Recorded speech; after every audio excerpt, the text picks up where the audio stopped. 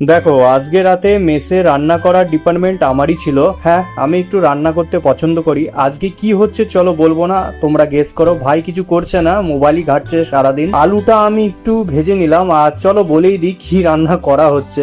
তো জানি খুব একটা বেশি ভালো রান্না করতে পারি না, তবুও চেষ্টা করি রান্না করার। আজকে রান্না করছি আলু পোস্ত, তার জন্য আলুটা একটু ভেজে নিলাম, আর পোস্তটা আমি মিক্সচারে ভালো করে মিক্স করে নেওয়ার পর আলুর ওপরে ঢেলে দিলাম। রান্না কেমন হবে বলতে পারছি না, কারণ রেসিপিটা জেনে নিলাম ইউটিউব থেকে। কিরে, তুই অন্ধকার করে কি করছিস?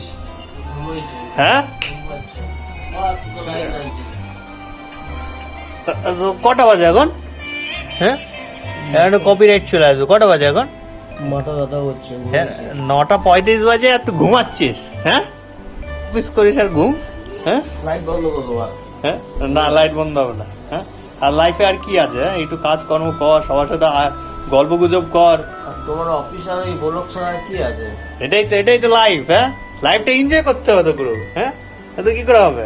হ্যাঁ, আসার পর সেটা অফিস থেকে আসার পর এত ঝিমি বললে হবে? ঘুমা।